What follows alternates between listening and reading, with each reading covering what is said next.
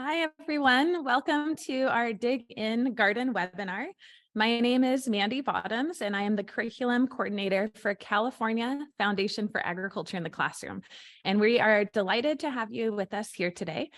We are going to have a number of different presenters sharing with us, and we are really excited about the content and the practical strategies they are going to share with you today. So first, I'd like to introduce our presenters. We have with us today John Lewis, who is a master gardener from San Diego County, and he has been a co-chair of the school garden committee there and has been working with school gardens for the past about 10 years. So he has a lot of experience and knows exactly what you need to get started in your school gardens. Then we're going to hear from Stephen Pietrolungo, and he is, we call him Dr. P, and he is a principal at Monte Vista School. They have developed a school farm that is phenomenal, and he's going to be sharing some different ways that they use their school farm and also some activities they can take from the school farm and bring into the classroom.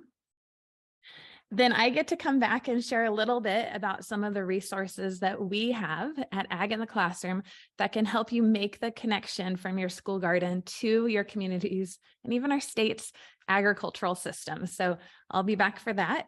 And we also get to hear from Christy Wells-Artman and Ramon Campos, who are both from New Joseph Bonheim Community Charter in Sacramento. And we actually went to their school a few weeks ago and filmed a virtual field trip there where they showed us all the different features in their farm. And we are going to have them on to do some Q&A after we watch the video. So we have a jam-packed schedule, but it should be super engaging and fun for all of you.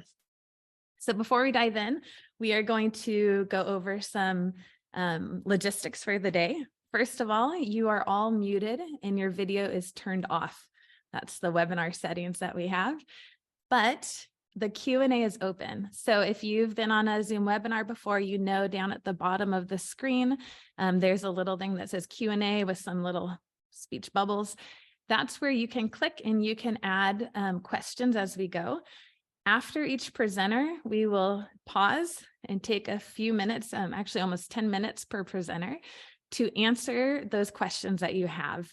So please, you can add them while the presenter's talking. You can add them after they're done talking, but we will keep them there and then we'll try to cover as much ground as we can during our Q&A portion. This webinar is being recorded and will be sent out via email in the next few days, so by Thursday. So if you miss any parts of it, don't worry. We will send it to you along with the presenter slides so that you have that information with you at home or at school.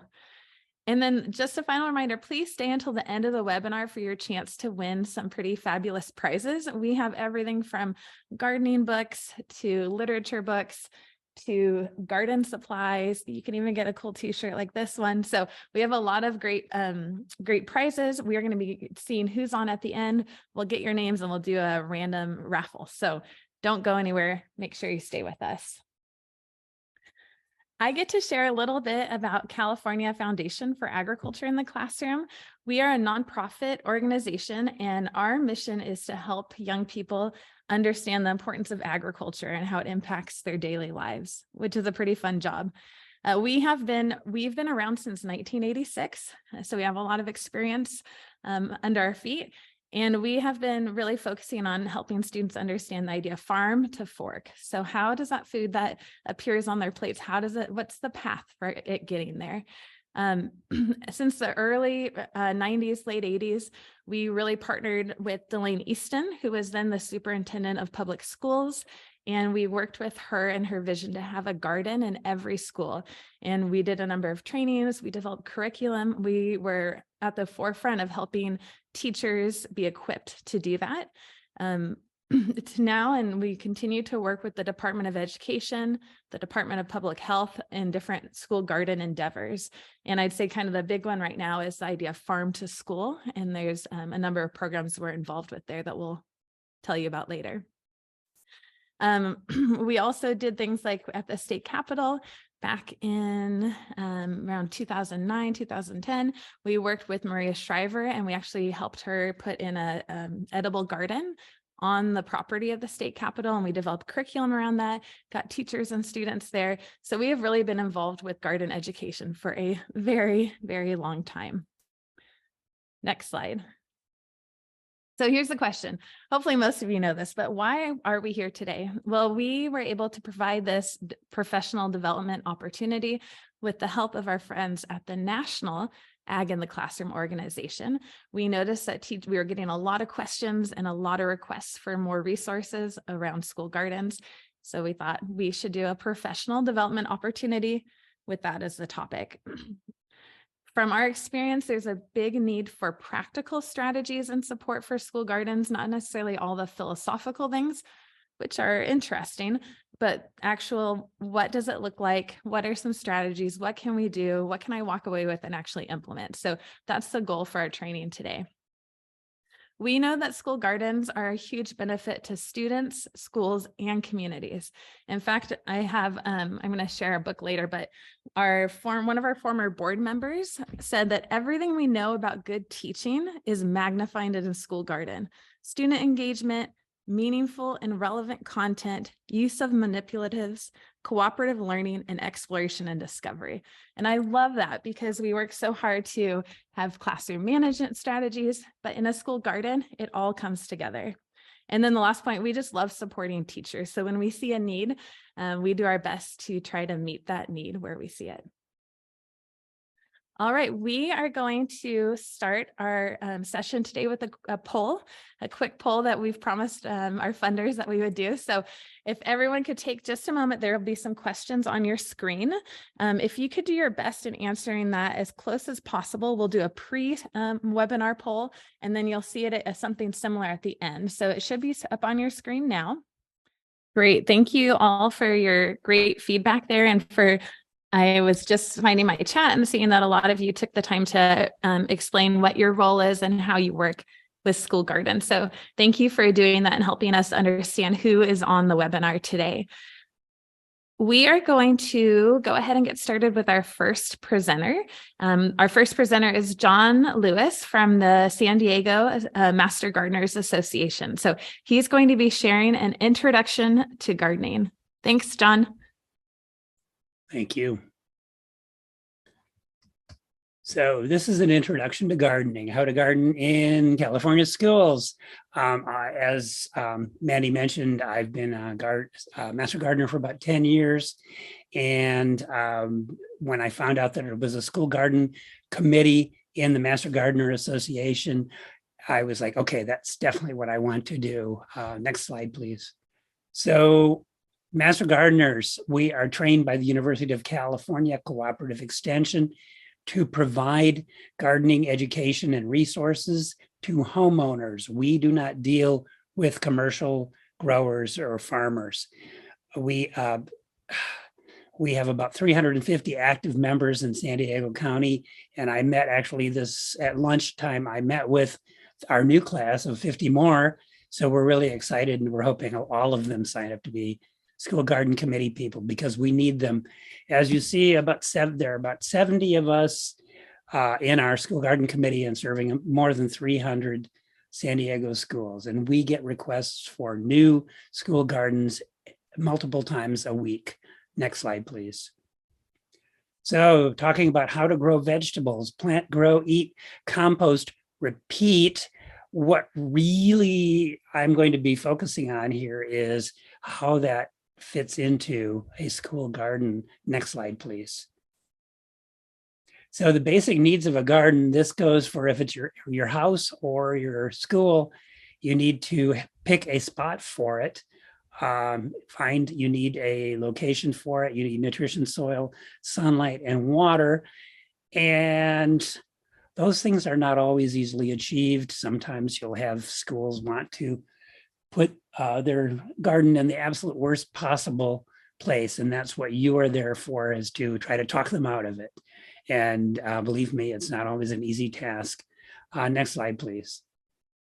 So California, as you see here on this USDA map, there are 13 climate zones. You see us down there in that orange zone down there. And that means that it doesn't freeze very often along the coast in Southern California. which is wonderful. We can grow lots of things all year round. The bulk of our commercial growing is in that gold thing, which I think is 9A. I'm not sure. It's kind of hard to tell. But anyhow, their temperature goes down to 10 to 15 degrees, which means it freezes there. Next slide, please. So there are 2 planting seasons for most areas. We can plant in the warm season and the cool season. These will vary depending on how cold it gets. You can extend those seasons by starting your plants indoors, whether it's in a greenhouse or with grow lights in your back room, or like I do it in my living room, where the only south-facing window I have. Next slide, please. Warm season plants. You eat the reproductive seed-bearing parts. These are the fruits, and those are beans, eggplants, etc. Next slide, please.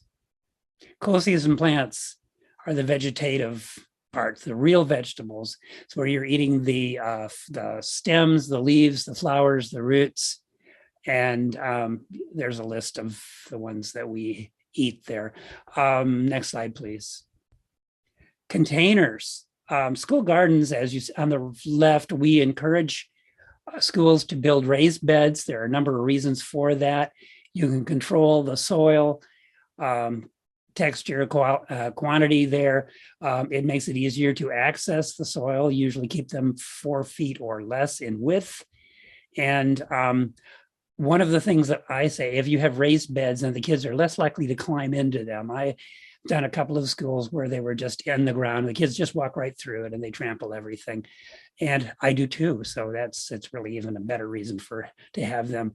What we found since COVID, the price of wood has gone up so much that I've been pricing out and encouraging schools to look at metal beds, whether it's a horse trough or a commercially sold metal bed. But you can grow plants in anything. The bigger, the better, of course. Next slide, please. Soil. Our native soil, at least here in San Diego County, is clay, sandy, rocky.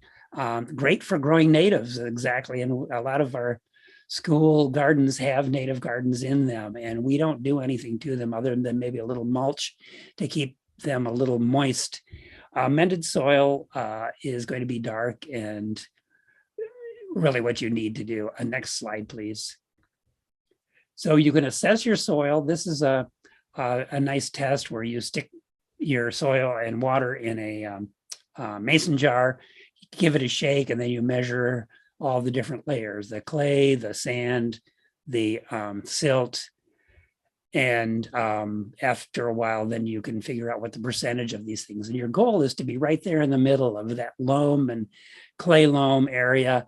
What I found out recently is that the grade school, the elementary school kids don't learn percentages anymore. So I gave them a little bit of a baptism and said, just you'll remember this when you get to middle school. The ribbon test is another fun test for kids to do. Basically, you make a snake in your hand with wet soil, and then you squeeze it out and create a ribbon between your thumb and forefinger. And the longer that ribbon goes, the more clay you have in your soil, because the clay adheres to itself easily.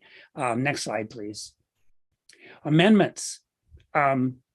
There's a list of amendments you can make, compost, worm castings, etc.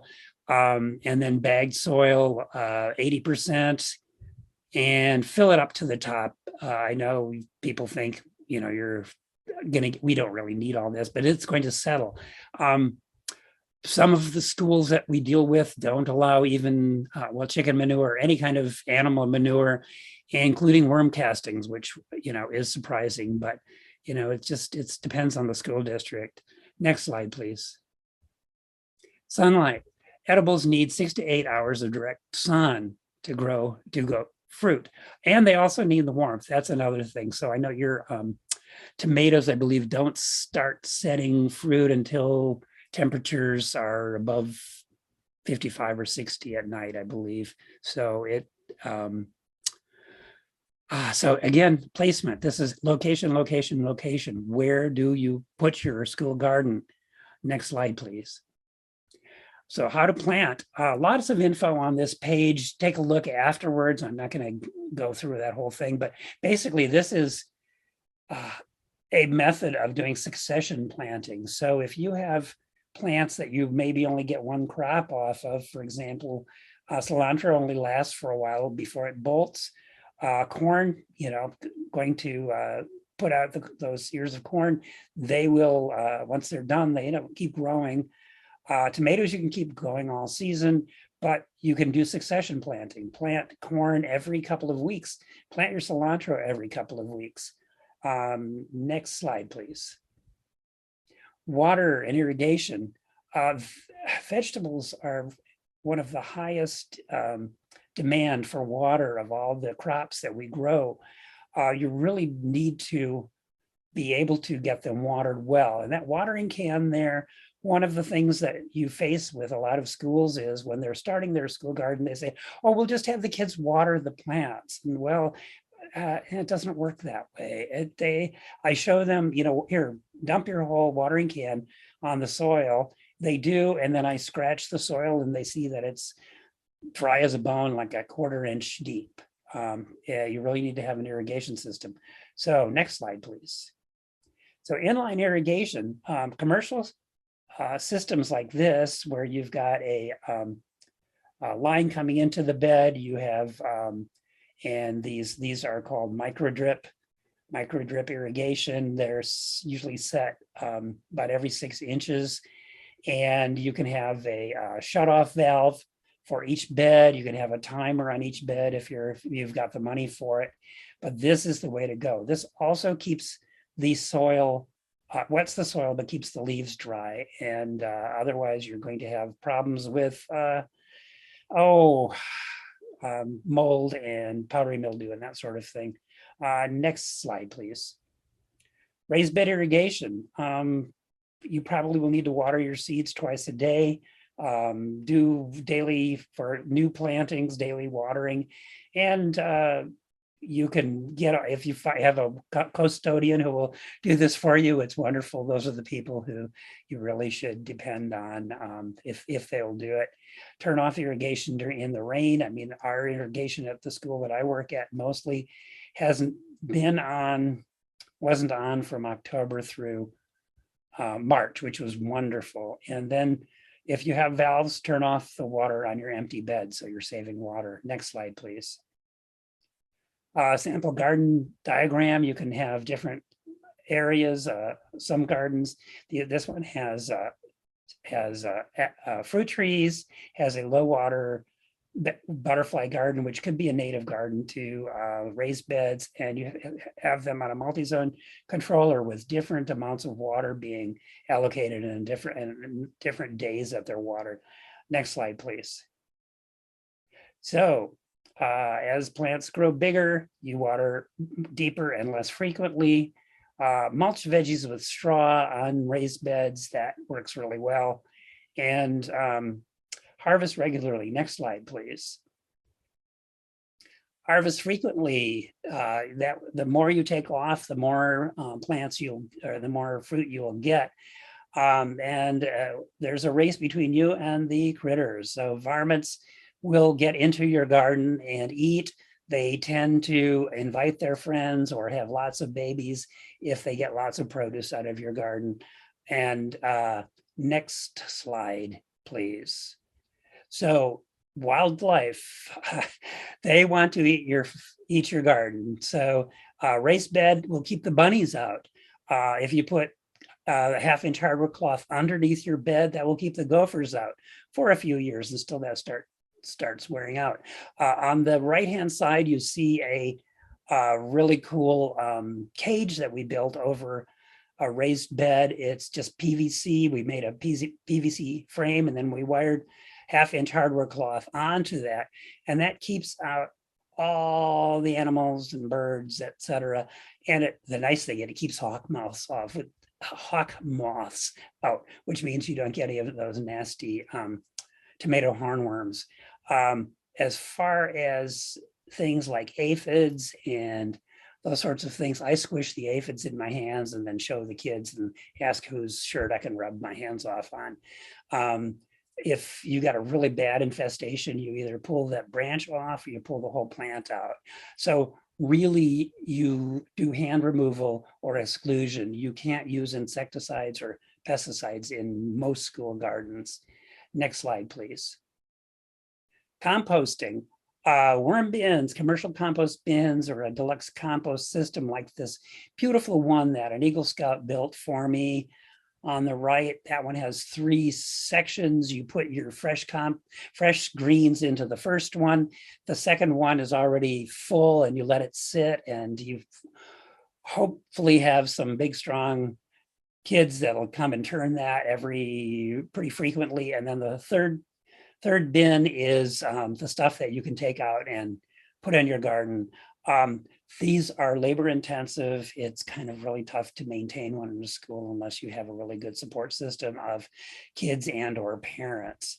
Next slide, please. Final tip, everything you need to know is right here. Look at a seed packet. Look at the back of the seed packet.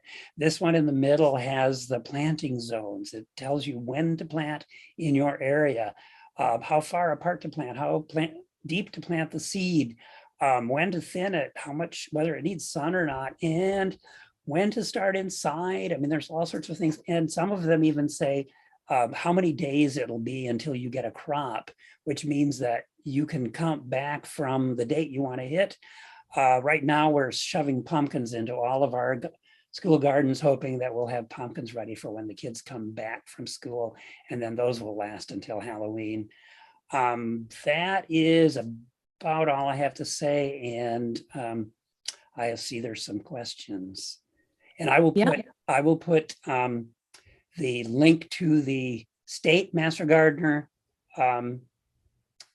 website on chat, and then I'll put our school garden web page in the chat, and as soon as we're done here. So you want to go for questions then? Yeah, John, we've got a lot of questions for you here. People are eager to get in the garden, I think. So first of all, somebody wants to know, what is, like, say you have nothing, what is the very first step to starting a garden and also getting your school administration to support you?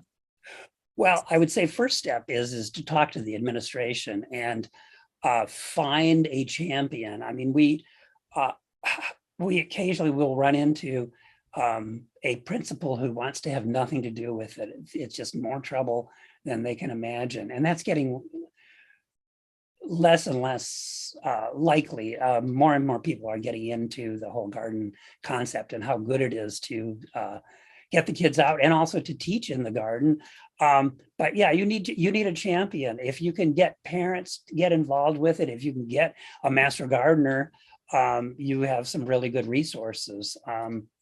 We consult with them on location, on how to set up that. We help them set up their irrigation system. We talk about the types of beds.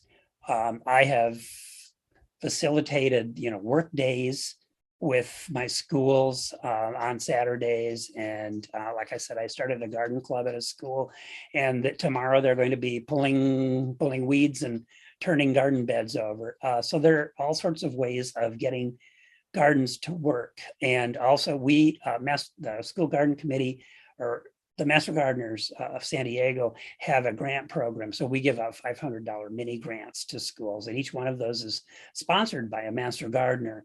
And does that kind of... Yeah, I think that's that's some great suggestions for getting started.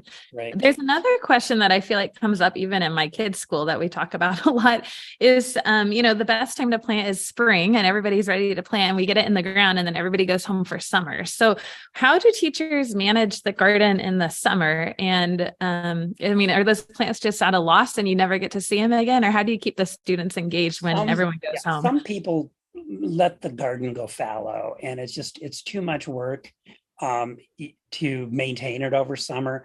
I have a wonderful custodian who waters one of the gardens the garden at one of my schools.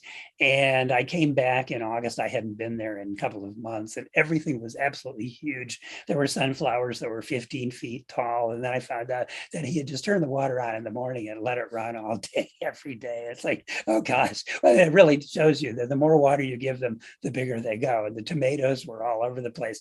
But so you can leave it fallow over summer and just grow cool season plants. And you can start those in the house from seed in September, get them out in the garden in October, and have the kids shove radishes in the ground as soon as you start your program running.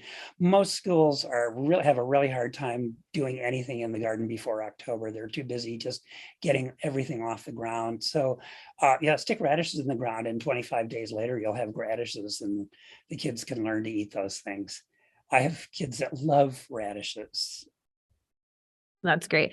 And we have a few questions. I mean, I think most of the people on the call want to figure out how they can clone you and bring you into their actual garden to come advise them. But there's a lot of questions about finding a master gardener, finding someone who can kind of be a champion at your school site. Are there plenty of master gardeners to go around, or how competitive do we need to be to get somebody like you at our school? Really good question. I have a really good friend who's at the Master Garden of Santa Clarita County, and they barely have a school garden committee. And it's like, okay, you really need one because you can grow stuff there, and they could probably really benefit from it. It really depends on the county. I know the Southern California counties all have really vigorous school garden programs.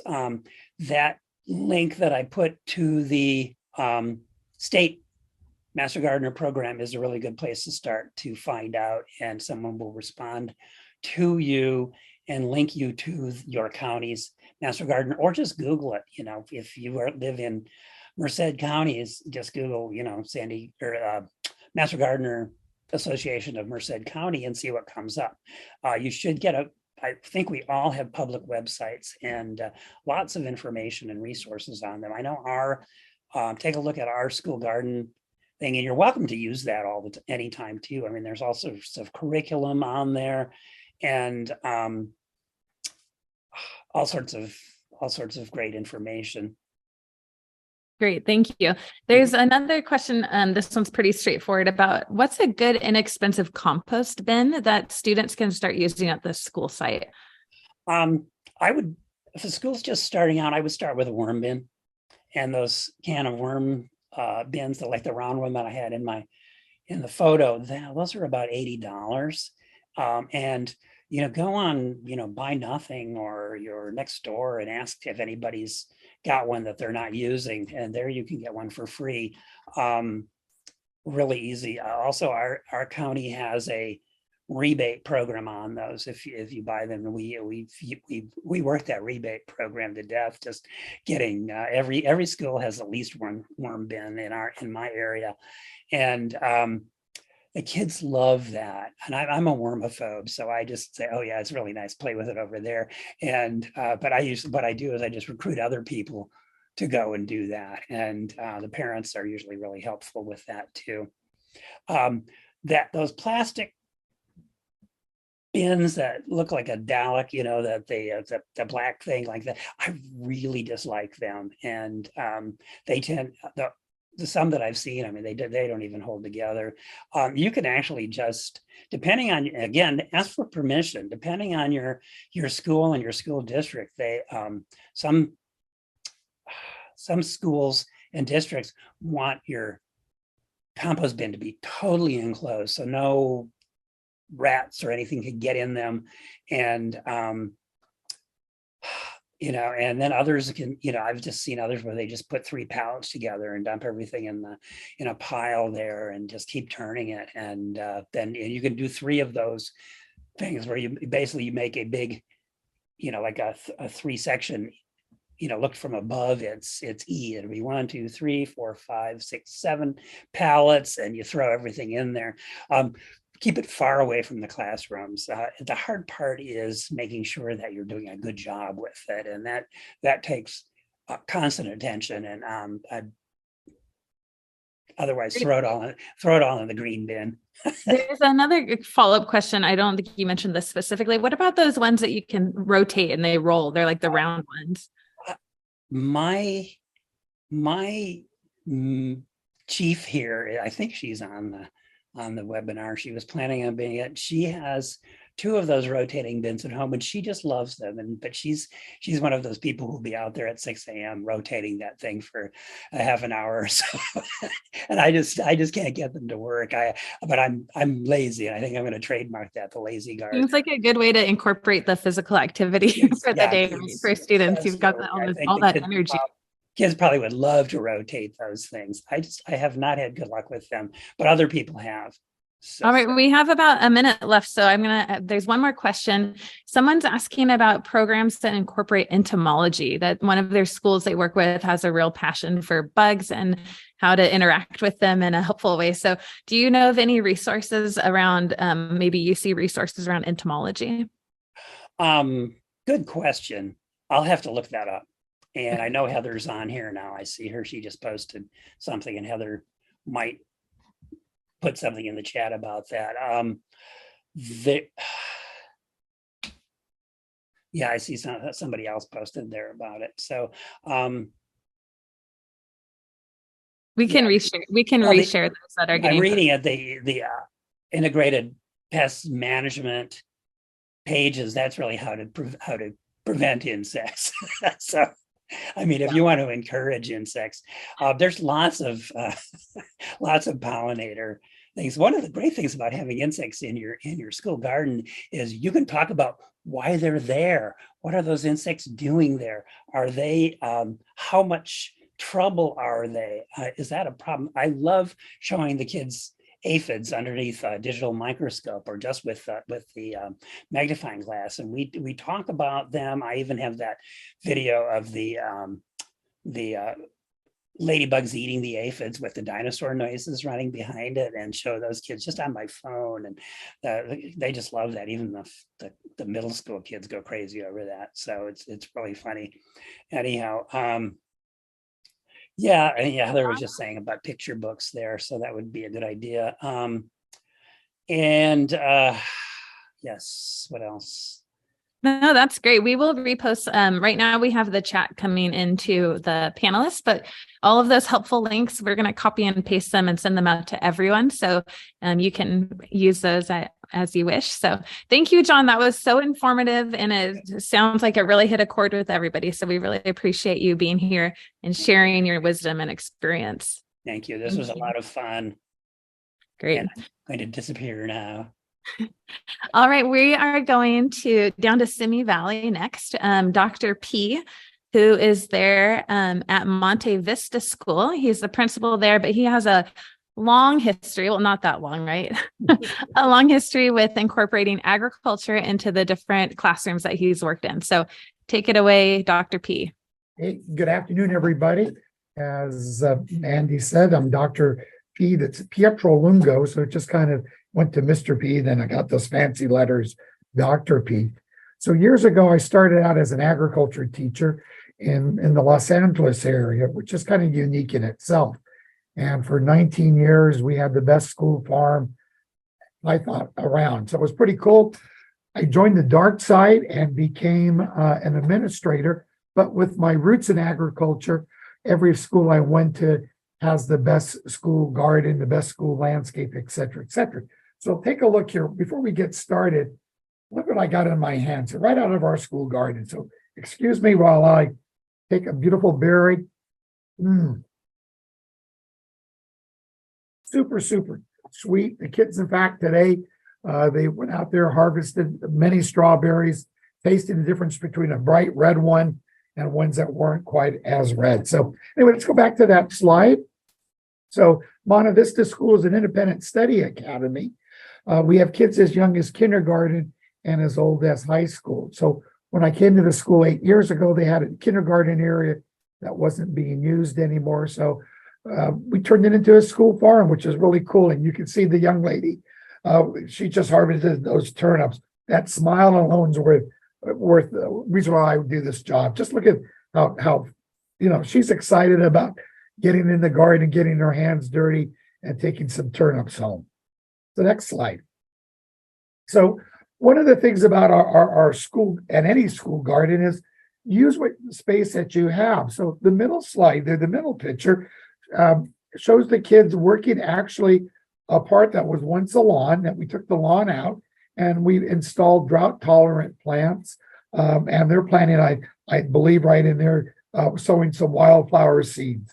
The kids on the left there, a small little area that we made just some tiny little triangle beds. It doesn't take a lot of room to have a garden at your school, so you just try to find the resources.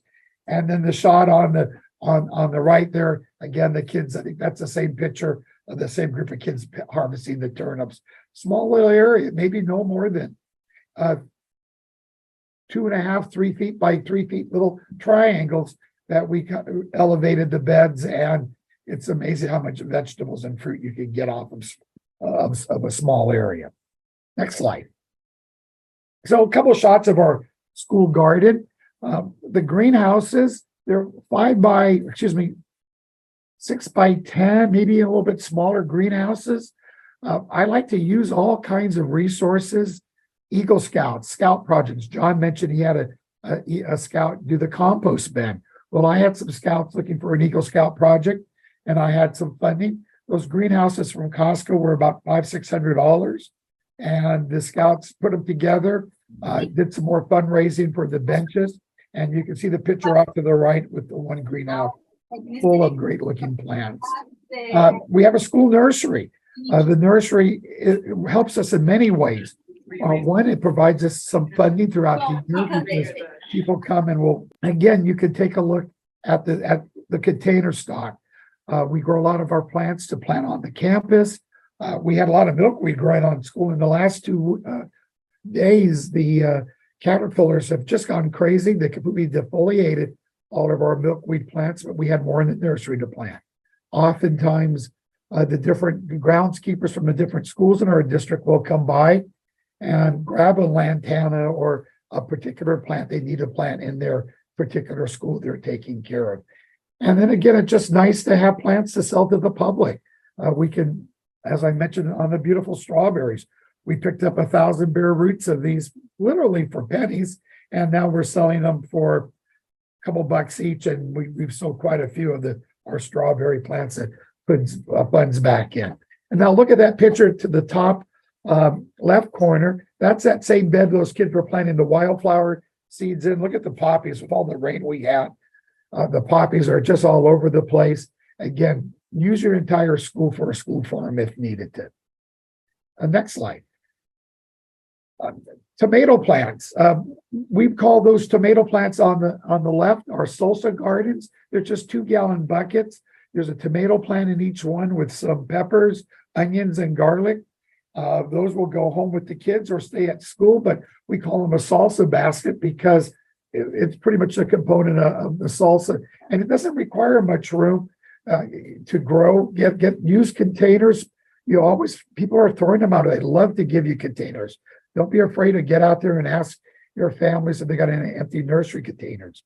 The milk carton in the next slide. What a great way to teach kids about greenhouse effect, growing plants, and cut it open a milk carton. Those look like they may be radish seeds. Again, kids can grow in a small confined area where you can teach the science and teach a whole bunch about not only agriculture, but what's the difference between dirt and soil, how to get your hands dirty. And of course, as I said, tasting the strawberries are delicious. Next slide.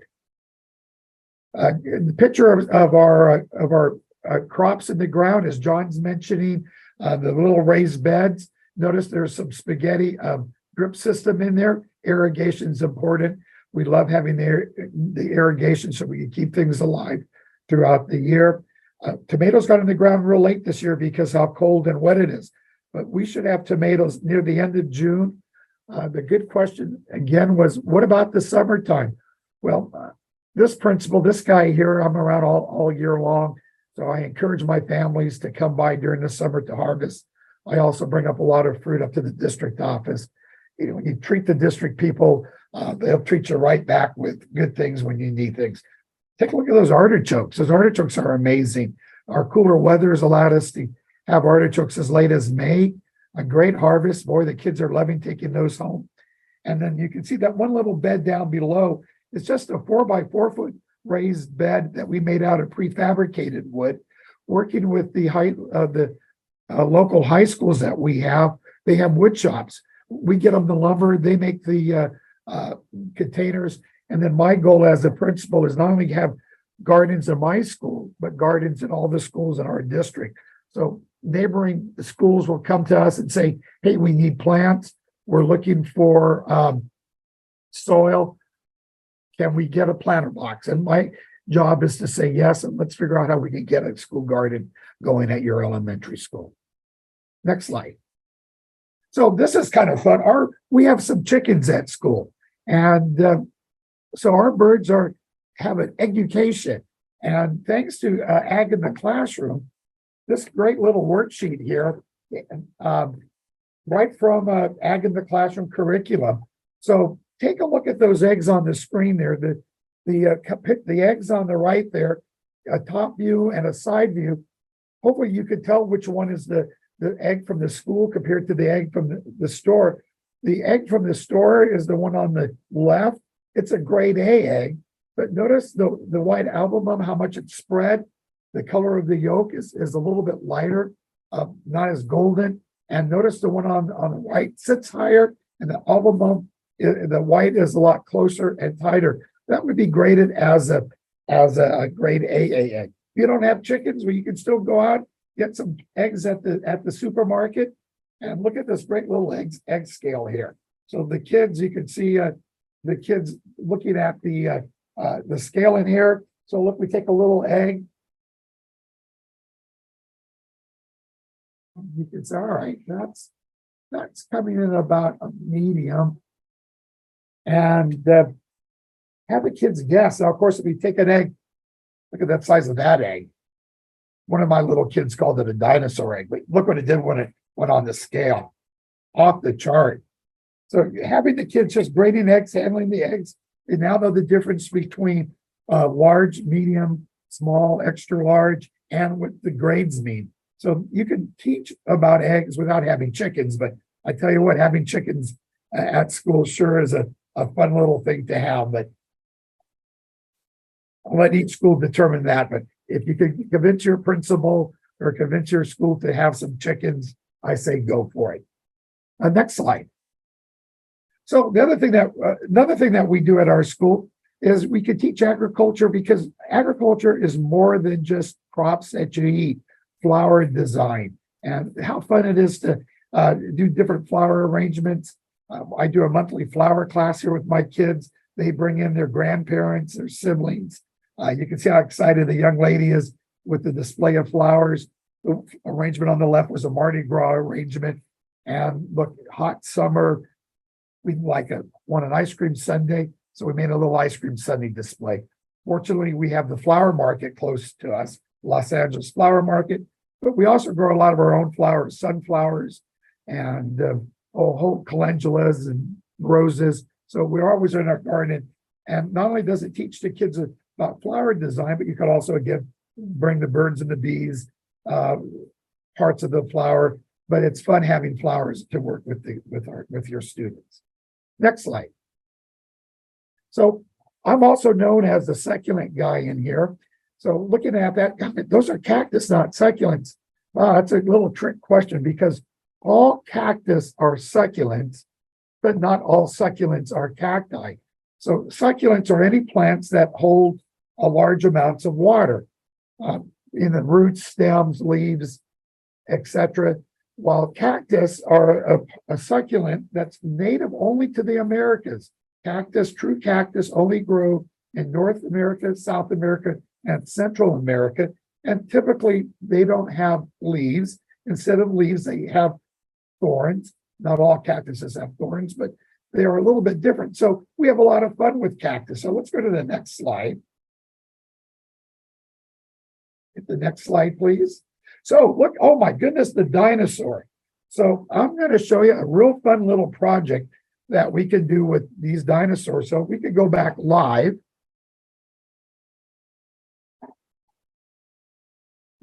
And what kid doesn't love a dinosaur? So take a look at that particular dinosaur in here. And oh, here's the one that's planted. Look at that. Kids just, they have a kick with dinosaurs. 99-cent store or the Dollar Tree, which is now $1.25. But you can find these dinosaurs real inexpensive. And what you do with these dinosaurs is you take a little X-Acto knife or a drill. Don't have the kids do that, please. Drill a hole in the middle of your dinosaur. At the same time, I've already packed that full of soil. Use a pencil as like a little dibble. Make sure it's real packed in there. Then take a succulent cutting. All kinds of succulents you can find in the neighborhood, probably around your school. You're going to stick the succulent in the hole. And then I like to take a little moss. Elevate that up so you can all see it. I'm going to take a little moss and pack it around the succulent. And again, a pencil or a pen helps you pack that moss in there nice and tight. And I always tell the kids after they do this in here, we give it the Dairy Queen test. We turn it upside down. As long as it doesn't fall out, you know that it's well connected. A little water, and within a month or so, look at that great little dinosaur in here. What a great project for the kids to do. They'll love it. They'll talk about it forever. And this one here is probably about 6 months old, and he's doing quite fine in this dinosaur. The kids will tell you the types of dinosaurs. I have kindergarten kids who know more about dinosaurs than I'll ever know. So it's just a fun project that you can do with succulents. That whether it's the a nice little clay bowl, again, 99-cent store, a little pot, you can paint the pot, great Mother's Day project, having the kids do hands-on projects, taking them home. Wow, you got your kids for life. All right, I think that was the last slide. I think we're ready for some Q&A, if I'm not mistaken, man. There are a lot of questions for you, Dr. P. Cool. So let's start with the theme of chickens, because that seemed to kind of get people interested. Somebody says, how do you find out if your school's allowed to have chickens? The principal's on board. So who do we ask next? You just do it. If your principal's on board, what else do you need? You know, my hand is so chewed up and beaten up because I get slapped quite a bit from the district office. So, but, you know, sometimes if your principal's on board, then go for it. And you don't need many. A mistake that some people have are too many. Chickens are great because unlike a cow or a pig, which we used to have at the other school farm, if I have those animals here, it's now 24/7 type of job. Chickens, you can make sure they got plenty of water and feed and come back on Monday and know that they'd be okay as long as you got a nice, secure pen. You know, you have a half a dozen chickens. Once they start laying eggs, you're going to get 6 eggs a day. We have about 25 birds, and we're getting roughly 2 dozen eggs a day right now. And kids are happy. The parents are happy, especially with the eggs, how high the prices of the eggs were a month ago. We couldn't keep them in stock fast enough. Birds weren't laying quick. All right, lay more eggs. There's another question around the eggs. Do you just give the eggs to students, or are people concerned about pasteurization? You know, there's always the farm fresh eggs, and you know, the kids take them home. We do sell the eggs. We don't advertise that we sell them.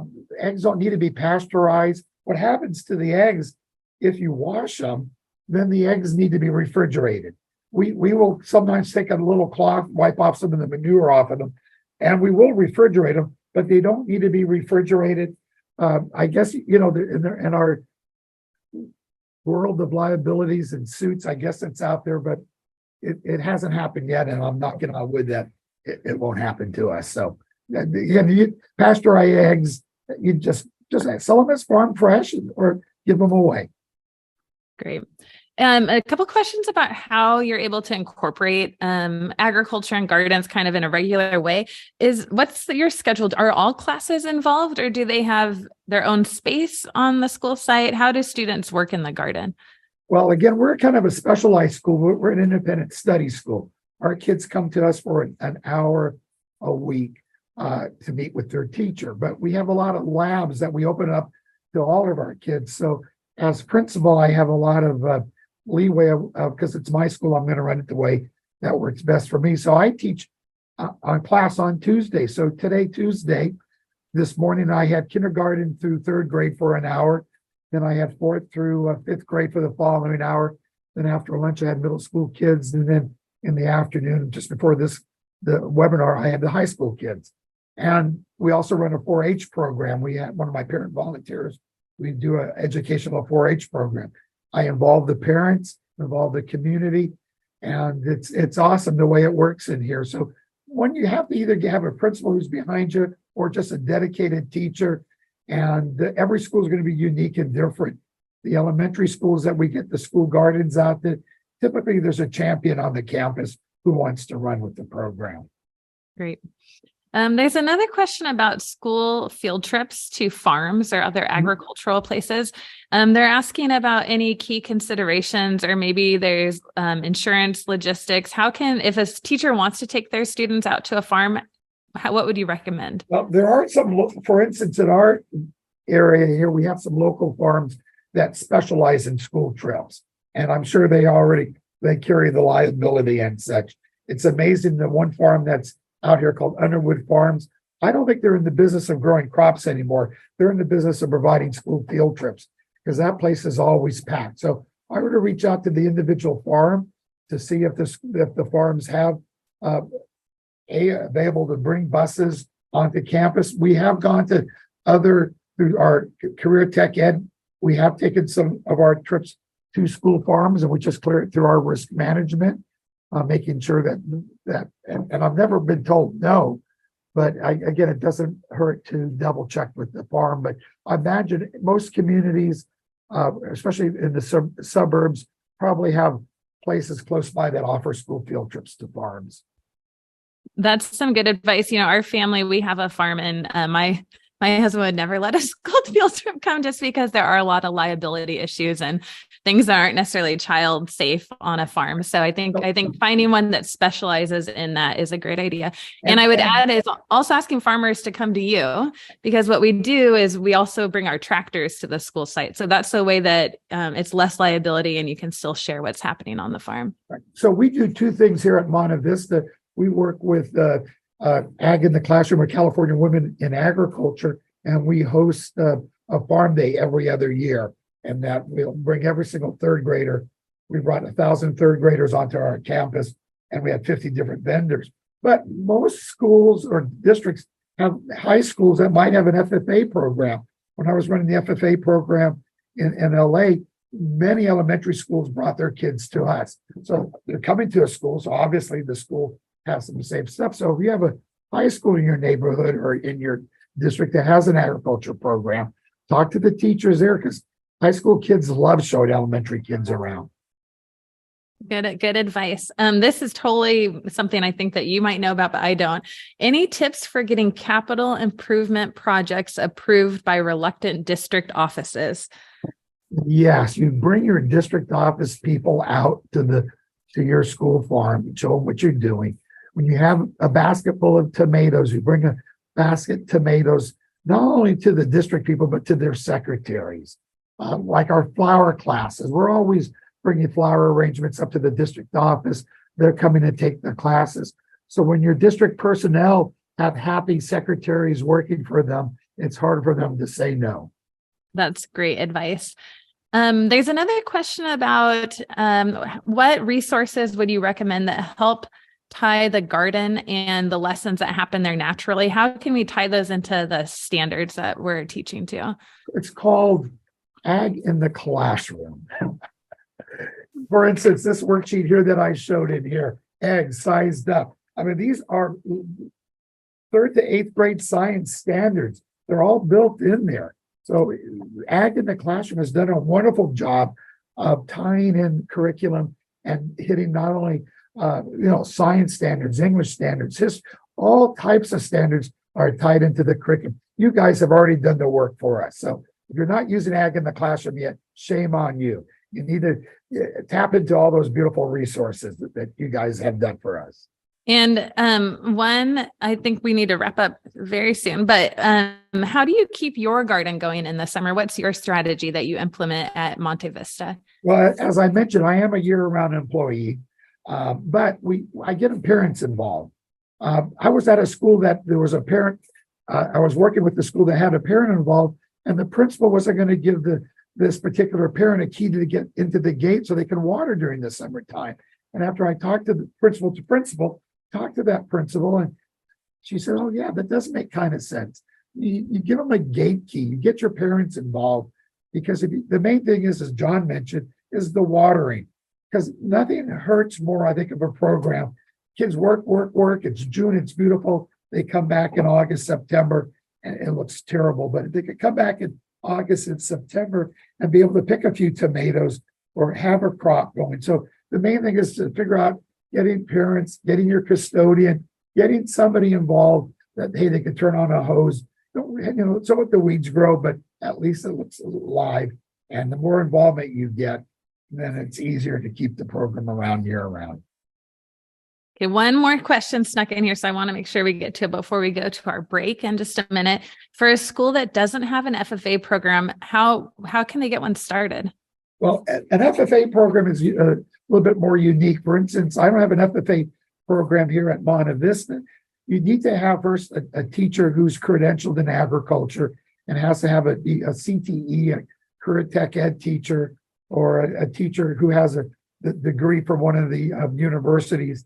That's what we used to call a vocational credential. I'm not sure what they're calling them now. You have to have a teacher who wants to do it. So, for instance, here, it was easier for us to get an educational 4-H program going rather than getting the FFA program. And I can't speak highly about FFA is one of the best things for kids, because not only does it provide the agriculture, but also the leadership. Some of the kids that I had as FFA students 20 years ago, I'm still in contact with.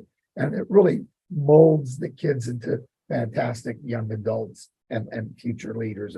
Thank you so much, Dr. P. Everyone is just commenting in the comments how informative and helpful this will be as they implement their school garden. So thank you for sharing. If they want to email me, if they're ever in the neighborhood, I'd love to show people around the garden. I'll put my email in the chat. So don't be afraid to reach out to me for questions and resources. And best advice I give you guys, don't be afraid to ask people in the community, the nurseries, et cetera, for donations. For instance, Kellogg Fertilizer Company drops me off a semi-load of potty mix, planter mix every year. But they know I'm giving it out to other schools. So don't be afraid to ask. Great advice. All right, we're going to move into a 5-minute break. So make sure you come back. There's more to come. Thank you. Welcome back, everyone. Hopefully you remember to rejoin us. I know we're getting excited about those raffle prizes soon. So thanks for coming back. So far, we've heard from 2 of our presenters. We're going to move into sharing about some ag in the classroom resources, and then we are going on our school garden tour. So that should be a lot of fun. So like I said, my name is Mandy Bottoms, and I am the curriculum coordinator at Ag in the Classroom. I've been doing this since 2008, and I've been able to help produce a wide variety of curriculum that teachers can use both in the garden and also in the classroom. And so that's something that we're really passionate about, is being able to provide those resources for teachers. Why connect agriculture to the garden? Because you definitely don't have to. It's not a requirement, but we think that there's a lot of reasons why it's beneficial to students. The first one is that it is truly experiential learning. Students are there getting their hands dirty, and it's really the first step in them understanding agriculture production, because they take what they're doing in the garden and you expand it by a big scale. And that's really what commercial production is. A little bit different, some of the methods, but there's still dirt, there's still plants. So they get that first opportunity to be hands-on. The next thing is it teaches environmental education. Today's modern farmers have to be really careful about the way that we treat the soil and the water and the air. And so students get to try that out in the garden as they care for the soil that's there and learn to be good stewards and conserve their resources. The next is community building. Most communities have farms nearby, and it's a great way for students to start connecting what they see in their communities with what they're doing at school.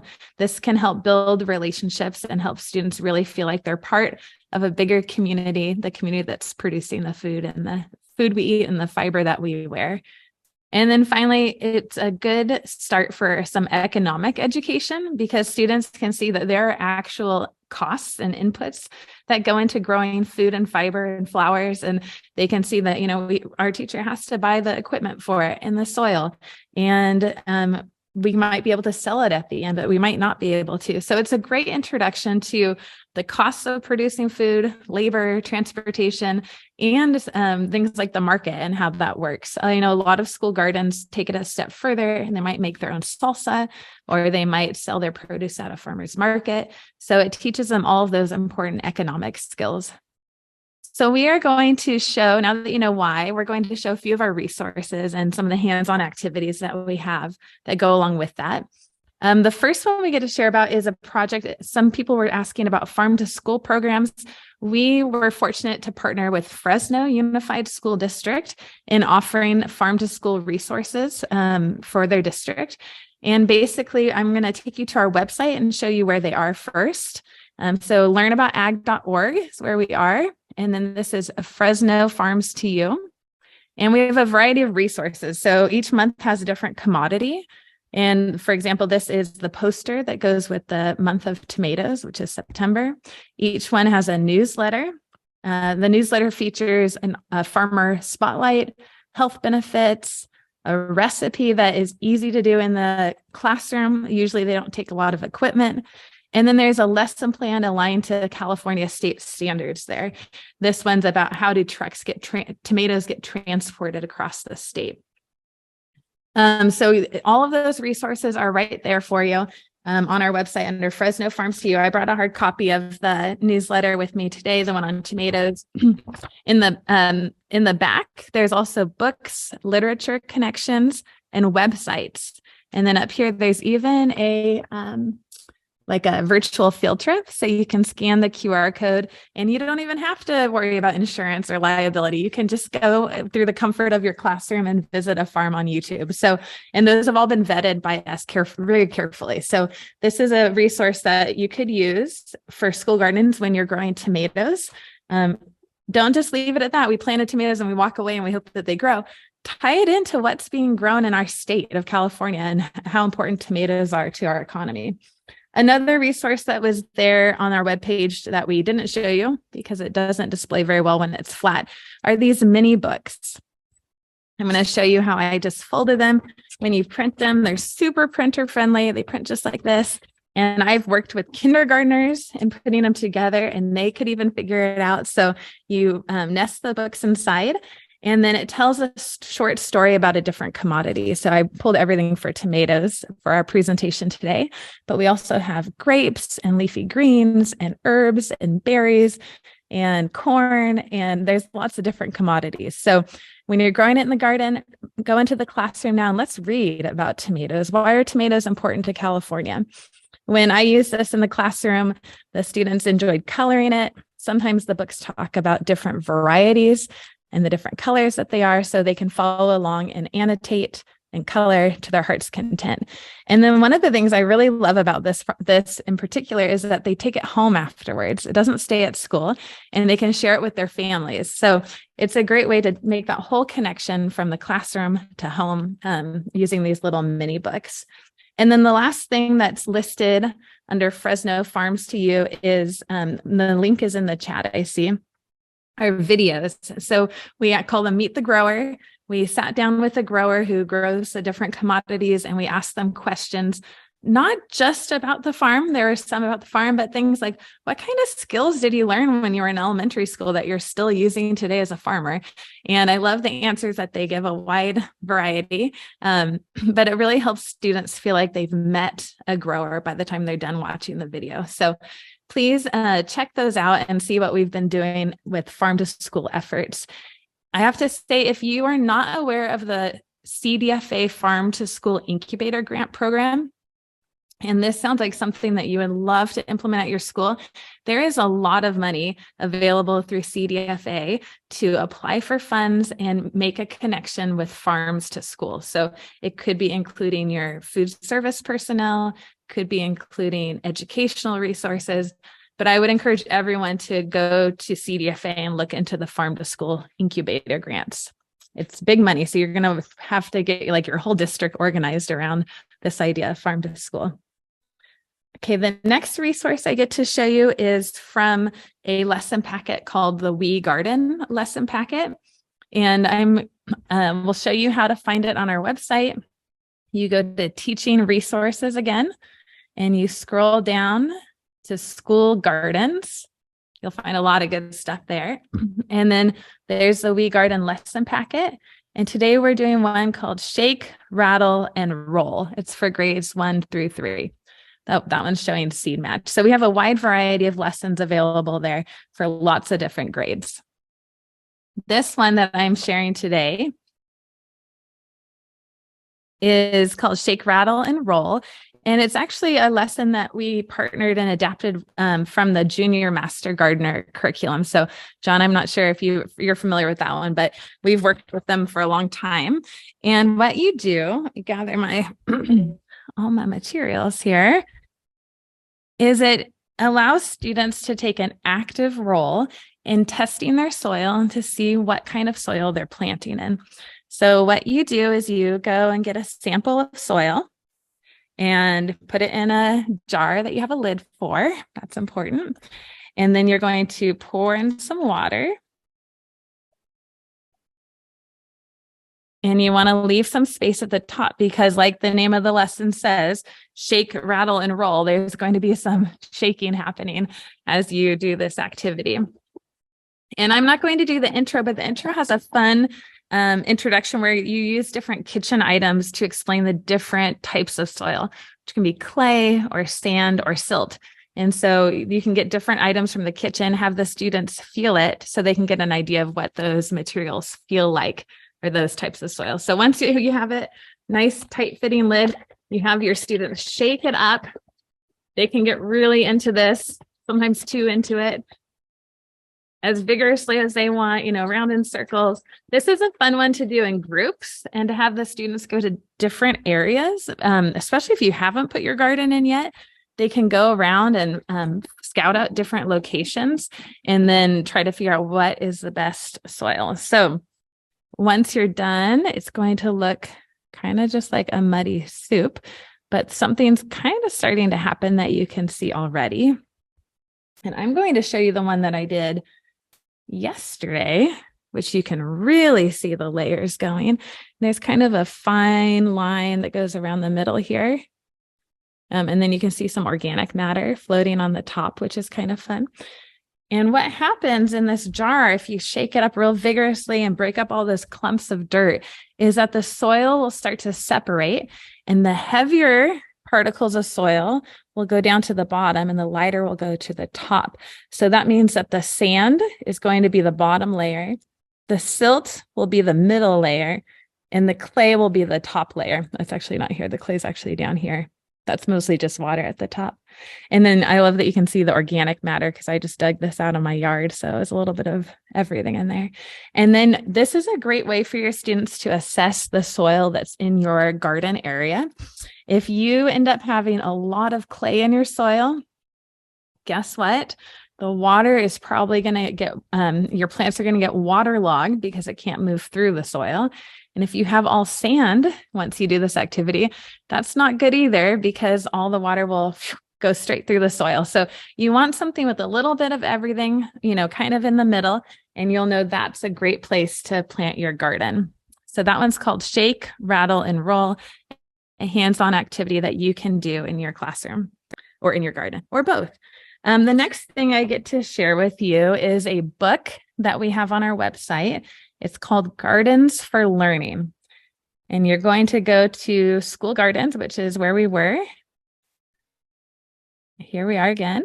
And you scroll down, again, it says Gardens for Learning book. And this is a digital copy of a book that we collaborated with a number of organizations, part of the California School Garden Network. That network no longer exists as it once did, but this book was produced by it, and it has a variety of different topics I think you all would find really interesting. And I have, we're actually giving away 2 copies today. So maybe you don't like digital copies. You can keep your fingers crossed that you get a hard copy. But one of my favorite parts of this book, because I'm a curriculum person, is that there's a whole section here with different ideas for tying in subject matter into the garden. So it has ideas for nutrition education, for math, and they're actually just listed. So it doesn't have the standards right there, but if you're a teacher, you know what the standards are. And it has different ideas for math, for measuring the space between the plants, to estimating how much space each plant is going to need. There's just like 5 pages of activities that you can do. So if you're like, oh man, I'm kind of stuck, it's a great place to go to and get some ideas. And so everyone can have this because it's an electronic copy that's available on our website under School Gardens. So the hard copies are no longer available. They are like a relic that's hard to come by. In fact, when I was pulling these for the webinar, I found a box and it said, do not use 17 copies. And I took 2 of the copies out and I'm giving them away. So these are no longer available in hard copy unless you're on this webinar. So okay, and then I get to share one other activity from one of our lesson plans that we developed. And this is from, we produce a number of units. This one is called Edible Plant Parts. And we have a video to show you where that's located. Oh, I think it's just going straight to the unit. So this is a lesson plan from the unit. It's called Luscious Leaves. And then the unit in its entirety covers all of the different plant parts. So I have the whole copy here.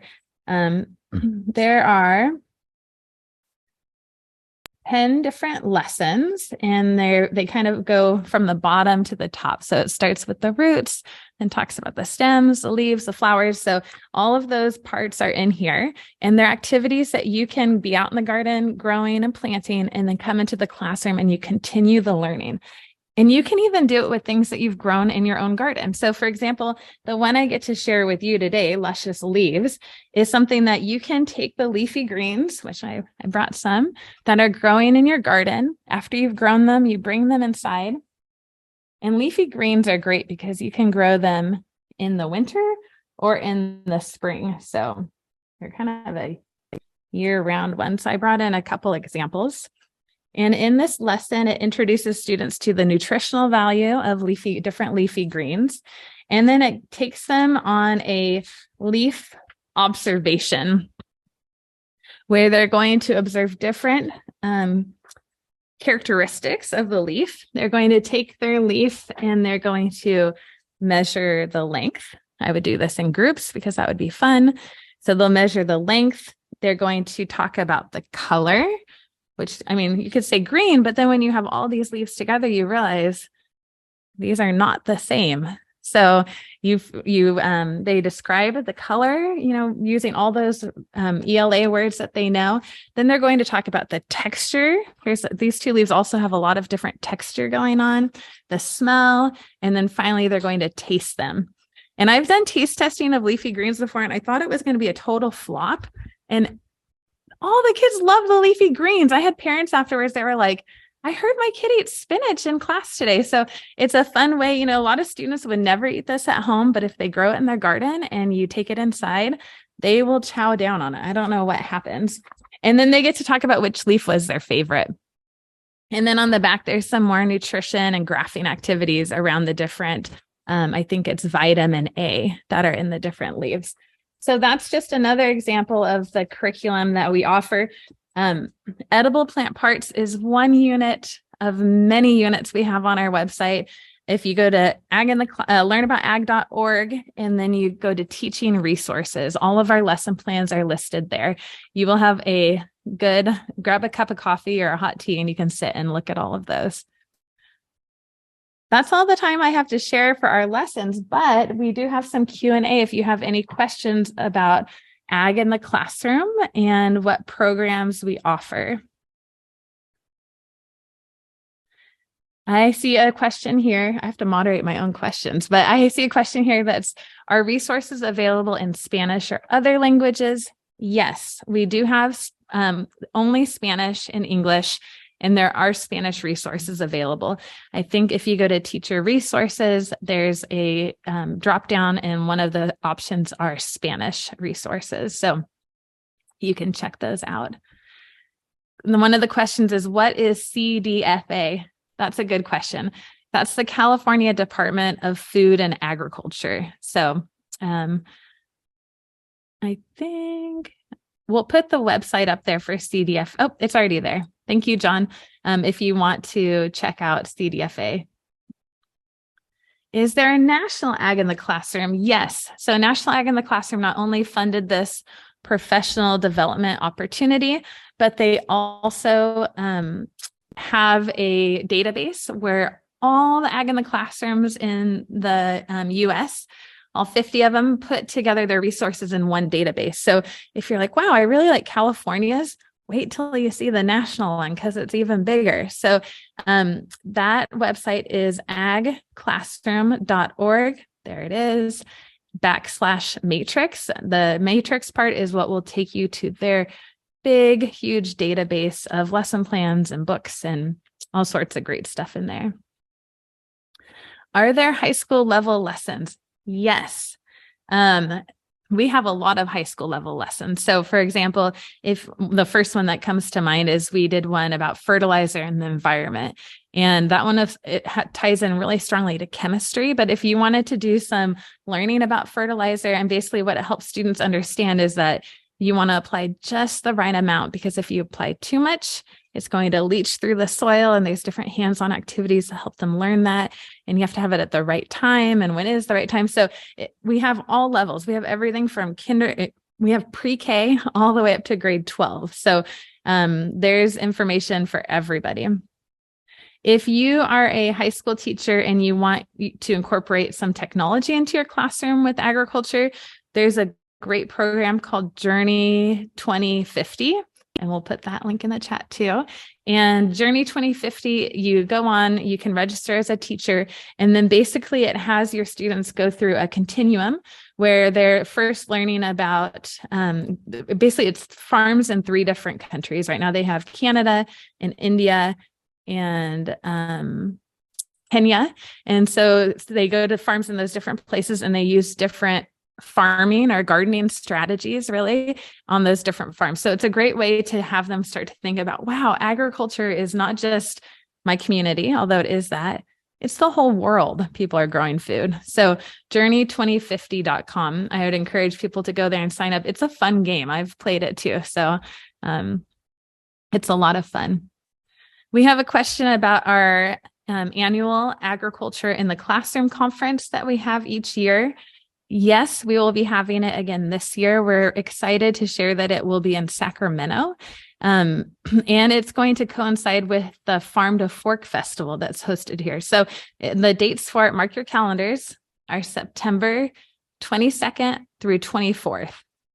So you won't want to miss that. If you enjoyed today's webinar, you get to come and be in person and sit in workshops. Dr. P, I hope, will be there showing people how to make his dinosaur planters. So please make sure you have got another great question. Please make sure you mark your calendar and come. Most county farm bureaus, which we partner with, offer scholarships for teachers. In fact, I think everyone does, but some of them are like, we don't have a teacher to send and they want to send. So there's no reason you can't come. Make sure you sign up, watch our e-newsletter that comes out every month, and then sign up to attend our conference for sure. One more question. Let's see. Okay, we put some information about the conference in there. And someone says, I noticed the books behind you. Do you have any other similar books to recommend? Yes, there are a lot of great books. We review books all the time. And one of the things that we look for when we review books is, are they accurate? Are they engaging for students? And then we also make sure that they're positive. So we do review books, and we used to review hundreds and have hundreds listed, but we've really narrowed it down, and we have it on our website, learnaboutag.org, and it's called Great Reads. And we have it divided by different grade levels. And you can there's links there straight to Amazon if you want to order them. Great. Hey, Dr. P, thanks for encouraging everyone to come to our conference. It's a lot of fun. And you'll see there under books, there's some resources, and we're giving away some books today too in our raffle. All right. I think we hit most of the questions. We are going to now be sharing our farm tour. We went there a couple of weeks ago with our small film crew, and Christy Wells Artman welcomed us and took us on a tour of her farm. So we are going to go there now, and you get to just sit back and enjoy.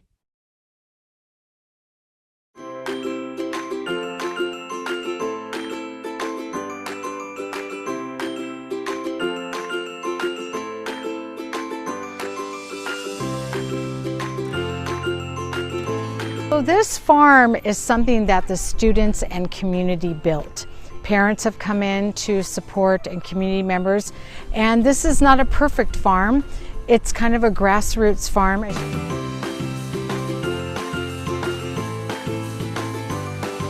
We are here in our farm.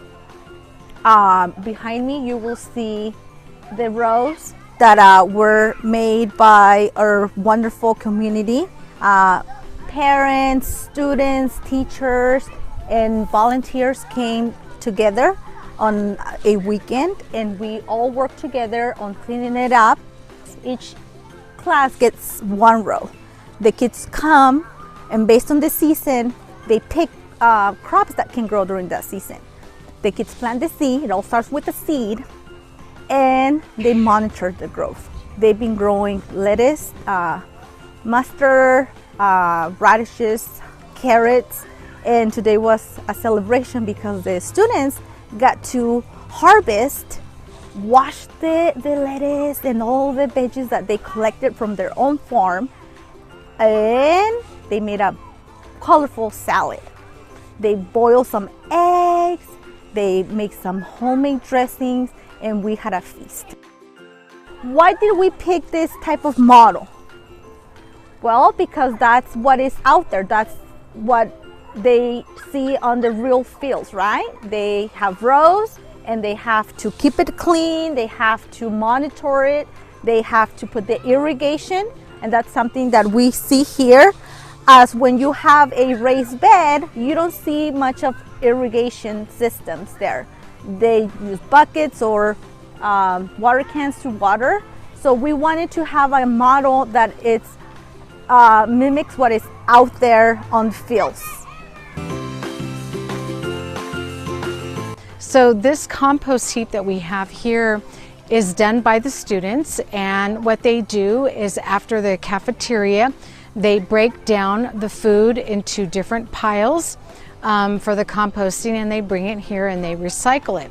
So they learn about foods that can be broken down or decomposed, so that's what we do. And then we also have a worm bin where they can also decompose that way too. And then these rain barrels we have where they collect the rain, and then it comes down here, and these were all painted by the students. So we are building this garden up with a student love, and it's a great place to just come in here and just learn about the farming. So the greenhouse we use to start seeds in there and house them in there, take the temperature and do other kinds of equations around that before they're planted, so the students learn all about the plant. These rain barrels are located throughout our school to collect water, and it's used to water our garden or to recycle any dry grass that maybe is in need that the district can't support with that. So these are a great tool for all of our farm, and we have them housed all throughout the campus. For the month of May and June, we learn about plants and animals. So this is our garden right here. We planted tomatoes and jalapenos. So once they start growing, we'll be making some salsa. My partner teacher, Margaret, her students are learning about the plants. So they come over here and they planted all these flowers right here. And they learn about the colors and how different plants grow at different seasons. And then the kindergartners, they love cutting the flowers and they give it to different teachers and the students. It's been a very interesting project for the students because they love it. They just think that water just comes from anywhere. So when they see that it's raining and the water falls into these containers and then they open and then the water comes out. And the kids love this type of experiment that we do each year. We talk a lot about weather and how we need rain and sunshine to have our plants grow, and how those bugs need those things too. So then we come out and move their dirt around and we see bugs and talk about the bugs. We've talked about the flowers and the stems and the roots and what the different parts are, and how we see that kind of food in our cafeteria and what we're eating and where that food is coming from Central Kitchen. So we use it really to get out and to have kids touch and get physical and be able to experience it firsthand versus in a textbook. Let the students do it because the students love these type of projects and they will get very, very excited if you come out every day and you can learn about the soil, about plants, about the different vegetables. At our school garden, we plant a lot of stuff. We plant broccoli, fruits and vegetables. I like the garden. Yeah, give it a try. It's pretty fun. I even have a garden at my house. Me too. I love everything about the garden. Bye.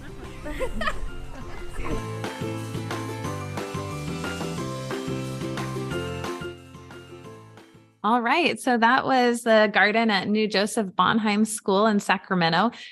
We have Ramon Campos, a kindergarten teacher who was featured in the film, and Christy Wells Artman is on the webinar too. Then she's going to answer some questions. But I hate to say this, guys, but I think the students really stole the show there at the end. Definitely. They seem to really enjoy being out there. So we get about 15 minutes with Christy and Ramon, and they're going to share, more about their garden. Hopefully we'll get some questions that you want to have answered. We already have a few questions in. But if you have a question about how they do their gardens or why they do what they do, you can ask those either in the chat or in the Q&A box. We're getting questions in both of those places. So first question, and people are asking, where do you get funding for your farm? That's a very good question. Honestly, we get the word out through the community, and we have community donors, but we started very small. We would use recycled cardboard as to put on the floor and then cover it up. We would go to hardware stores to say, do you have any tools that we can use? And so everything that started this garden was donated. But it did take a lot of work on getting our pamphlet out, our brochure, and getting parents involved. And then we also have a lot of parents that have some sort of work in the past through migrant education. And so we want to bring in that cultural diversity. And so we've been doing that as well. And then we've been reaching to community partners to say, well, you can have a crop, or you can come in and sell your strawberries. So we're branching out and getting better about that. What else, Ramon, do you think we have? Different parents work at different nurseries. Yes. So they have reached out. They gave us a lot of fruit trees. Mm-hmm. and a lot of vegetables in the past. Yeah, and we have over 50 fruit trees that are hybrids all throughout the campus. So it's been a lot of love and work, but it hasn't been easy with the pandemic or the weather. So we feel now we're starting to get our garden evolving again, which is good. But we also have it as a real truth for kids to see that, this is what can happen, and how does weather affect that? And also the pandemic, how does that affect that? So we're seeing the social change along with that too. Great. And I just want to remind, I saw a couple of hands go up. If you can just add your whatever question you have to the Q&A or to the chat box, that would be most helpful. So someone has a question about if there's any regulations about including school garden grown veggies or fruits in the school cafeteria. How do you go about making that happen? So regulations like that's through the district or through our charter? It doesn't say. I would assume through the district, but yeah. So the district will set that with the central kitchen, and then they go with us. But we've grown pretty much everything, and the reason why we feel it's important is for kids to see that we also look at cultural vegetables from different cultures to come in, because we want the kids to be a part of that. But we always make like a pasta salad or a cilantro salad or a dip or something, so kids can taste it, because kids have not been one to really taste vegetables, but now they're like, can I have seconds? Can I have thirds? And then offering those vegetables on the garden. So everything that we grow is pretty much allowed by our district's central kitchen. That's great. And Ramon, what do you notice when you bring, because you have the littlest learners, the kindergartners, what do they think about trying these foods that they normally probably wouldn't try at home? Good question. Doing breakfast or lunchtime, when they see the different type of fruits that they have no idea what it is, I go ask the cafeteria manager if I could get some, and then we take them back to the classroom, and then we talk about that fruit or vegetable, and then they're so curious to know what it is. For example, papaya or jicama. They have no idea what those fruits are or vegetables. So when we talk about it, and then they get the chance to taste it and to smell it, they just love the experience.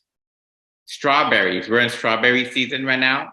So most kids don't know where the strawberries come from. So we have to give them lesson about where the strawberries grow and how they grow outside. And it's a big plant, and it comes in a vine, and they just love how strawberries grow outside. And then they get to pick them, and they go back in the classroom and they eat them. Mm-hmm. That's great. There was a question about a little bit earlier on in the webinar about using fruit trees and creating kind of an orchard on the school site. We weren't able to touch on that then, but I know that's something that you have in your vision for the future. Can you share about what that might look like? Yeah, so that's kind of a difficult one, because some districts don't want fruit trees because of the pesticides. Our district, we did a proposal, and that did take a couple of years work. And then we got some that were donated to us. So we're like, well, let's just plant one and then see what they do. But I wouldn't suggest that. But you can check with your district on that. And so we had to educate our district on that. And so it's a good thing to always err on the side of being right and cautious. I wouldn't say go ahead and plant it, but we did, and it worked out, but I wouldn't recommend it. For people who are thinking about doing that, what will you do for irrigating those trees if they're kind of set apart from where your farm already is? Yeah, so we were very fortunate because of the sprinklers that the district had already had. So we developed an irrigation system off of that. But you have to check where your irrigation system. So we had a district personnel come out and pinpoint where all the water fountains were within underground. And so we were able to set the timer for that to have the sprinklers go off. So that took some understanding. It was also a really good way for me to learn like what is used for our water. And then we also watched our water bill because as a charter, we're charged for everything. So we had to kind of watch that too. And the district will monitor that as well. And then the students, they also get containers and they go water the trees during the school year when we're at school. So especially for the younger ones, they love getting the water containers and going to water all the trees. Yeah, and they dump it along the way. It's really sweet, and they sing song. It's just cute. It's like that's the best part of farming is watching the little ones on how they tackle it on. That's great. Someone has a question. Yolanda's asking, does it have to be a certified teacher, or can any school employee be involved with the gardening projects? We have everybody. So for instance, we have our after school learning and enrichment, and we have a garden club, and it's one of our parents that comes in and donates her time. We have our classified staff. It's everybody on board. Everybody wants to be a part of the farm. And so we get everybody on it, and it's been wonderful. So I would recommend always invite everybody because you never know who's going to show up, and it'll pleasantly surprise you. There's another question from another school site in Sacramento, and they said that their garden beds were built before this person arrived, and they're really far from water. What can they do to help get the water to the school garden? Again, check your sprinkler systems to see if there's anything that's hidden and where the district can help you with that. Because our farm actually was a former preschool area, and it was just sitting at the school. And I was like, why don't we just rip out the old play equipment and put in the farm? And everyone's like, oh yeah, we can do that. So always like think outside the box, think like where everything is at, have people come and know your facts, because you'd be surprised what you can build. And we are looking at extending further because we now know where the watering irrigation is. But you can develop an irrigation system with it, and you can have people come out to your farm and donate their time. And it's worth it. I don't know. What else, Ramon? I'm trying to think. Just having the students go and water the plants. They love doing it. Yeah. We have like water responsibility, and we have a schedule, and they go out and they water it. And that actually keeps the school involved, meaning the classes. And so that helps out. Great. There's a question about what are some of your long-term goals for your garden? And then another question kind of following up on that is having your students get involved in the garden. How often do they do it? And who's in charge of coming up with that schedule or routine? So I come up with a schedule, but I ask everybody. So our staff comes up with it. And so we develop that. What we envision for the garden is, agricultural has changed from a rural market to now an urban. And I think with the thing like pandemic and the economics and everything that's been happening, I think home gardens are going to be important. So for students to have that leg up on skills that they're going to learn from just being on the farm and learning about agriculture and science and ELA and math, they're going to have a leg up on industry standards that we haven't even thought of jobs created. So we're looking at 21st century skills and seeing what they can provide. And I really think that where we're headed is that we're going to see a market for agricultural type in urban communities. So it's kind of nice to see that, but also look at the culturalness on it as well. We do have a lot of kids that were born from migrant farm workers, but it doesn't, start there. We also have Hmong, we have, of course, African American, And so we want to learn and take those cultural things, but also look at like, how does this affect us as socially? So it's something that we looked at. And when we first opened the charter, everybody had an idea what agriculture was. So I said, okay, let's stop and let's go do a field trip. So we went to Soil-Born Farms here in Sacramento, and I asked the whole team, and I mean, I got our board members, our community members, our parents, kids, our teachers, and I said, what does agricultural mean to you? And so they would give our ideas. I would chart them down on paper. And then we came up with this whole focus of tiny seed to home. So we looked at like how it looks producing, how it looks like at harvesting, how does it look like when you're going to the next phase? How does this affect the economy? How does this affect us socially? And what we wanted the kids to get from this is being caretakers of the world in their community and also in a much larger picture. And we wanted our kids to be able to have an empathy, to feel empowered, and then to also have a curiosity, like an insatiable kind of feeling where they could go and explore. So it's been wonderful, but that's kind of our big picture of what we want our kids to do. Great. I love that you've been able to tie that into your entire school curricula too. It's not just, there's not just garden time and then we're outside of garden time. It's no, I mean, we are an agricultural school, but despite that, we also look at things that it's good for kids to see, like how if you neglect a garden, how that can happen. And so we've kept our garden around student voice, excuse me, where they can see I have that place and that structure to really make this happen. So we make sure that it's definitely student centered. We have about 3 minutes left. So maybe time for one more question, maybe two. We'll see how long it takes. Someone wants more information about grants. It says, how could a very small school district qualify for grants? And what types of qualifications do grant givers look for? Just pitch what you believe. I really pitched it on having those 21st century skills. So I looked at bigger picture and I funneled it down to what it means in the classroom and out.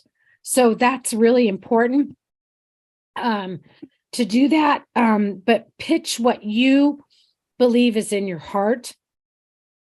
Don't take another idea if you haven't grappled with it, but pitch what like you believe what's real. And I think that that's a good way to write because it's coming from the heart. Great. We have time for one more. It says, I find a lot of elementary lesson plans, but little for middle school. Is there any recommendations where I could find some for older students? Well, where are they from? Doesn't say. Okay. Sorry. So I looked at local farms in my area, and I'm in Sacramento. So I looked at Soil-Born. We looked at Sac State and UC Davis because they're an ag school. So we have 4-H now at our school site, which is really incredible. So we've been very lucky with that. We look at Urbano farms. We looked at Israel farms, lots of different farms. And we just have them come in and play and come in and do demo lessons. And what we found is that that's where the act of giving begins. So have people come to your farm, even if it's not what you think a farm should be, and you're like in the grassroots of it, just have them come and see what they're doing. And they will kind of see something different that maybe you haven't thought about. Like, oh, do you need this? Because I know somebody that has this, that can bring this tool. And that's how you start networking and getting those ideas. And reach out to your board member. Have your board member from your district come down and they can ask for a donation. You can ask for a donation. And that's the best way, I think, to kind of get that ball rolling. Great. Thank you so much for sharing with what you're doing. I'm sure you guys will be on for a few more minutes if people have questions that you want to have Christy and Ramon answer, but they've done a great job finding ways to tie the garden into everything that they do, which is really commendable. So thank you, both of you. We are going to, we're almost done. It's 5:53. We are going to do our poll, our post-webinar poll. So the questions will look a little similar, but just answer them to the best of your ability. And then our raffle is next. So don't go anywhere. Stick around for just a couple more minutes. All right. Thank you so much for responding to those poll questions. That's a big help for us as we implement this program. And now we get to do our raffle and share what prizes we have. I did want to mention that we sent ahead of time the first 120 people who registered. We sent a packet with some lesson plans. However, everyone can actually order their own lesson plans. We were trying to, be helpful ahead of time. So if you don't receive it in the next day or two, you can go onto our website. We'll have a QR code at the end, and it's basically where you can go and you can order the resources that you would like. So you didn't miss out too much. So now we'll go ahead and do the raffle. The first prize is we're going to do some books to start with that reinforce different agriculture concepts. So this one's called Red Are the Apples. And the winner for this book is Amber Stoffel. Congratulations, Amber. And I just want to share that we are reading these names and assuming that you registered for the webinar and that is how you got the link. But if for some reason you did not register for the webinar and we don't know how to contact you, you will probably want to put the message in the chat box because that's just going to us. You can send us your information. So Amber, I see that you got it. So not worried about that. All right. The next one is a Grow Lab resource. This is a complete guide to gardening in the classroom put out by the National Gardening Association. It has lots of pictures, diagrams, and activities inside for a variety of ages and grades. This one is going to Beth. If you're Beth and you don't have a last name on your Zoom profile, this is yours. Can you hop on the chat and let us know what your last name is so we can make sure you get this book? Thank you, Beth. All right, the next one, a nonfiction book called Seed, Soil, Sun. This one is going to Barbara. Barbara with no last name. So if you're on Barbara and you don't have a last name, please add it to the chat so we can send you your book.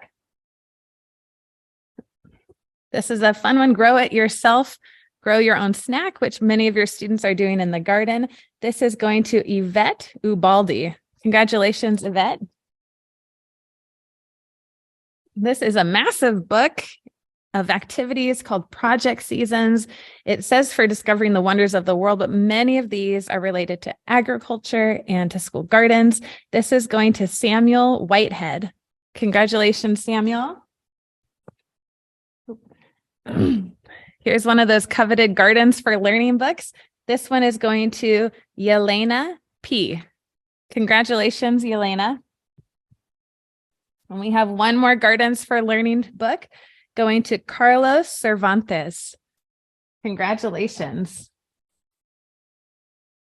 Okay, this is a kind of floral garden themed tablet, maybe bag. This one is going to Allison Mitchell. Congratulations, Allison. We have a gardening set that's very beautiful and a Smith & Hawkins set. This is going to Margie Mansell. Congratulations, Margie. This is a kit that will help you bring learning inside your classroom. Your students can work in groups to fill with dirt, plant your seeds, and then there's little stickies to put it up on the window and watch it grow.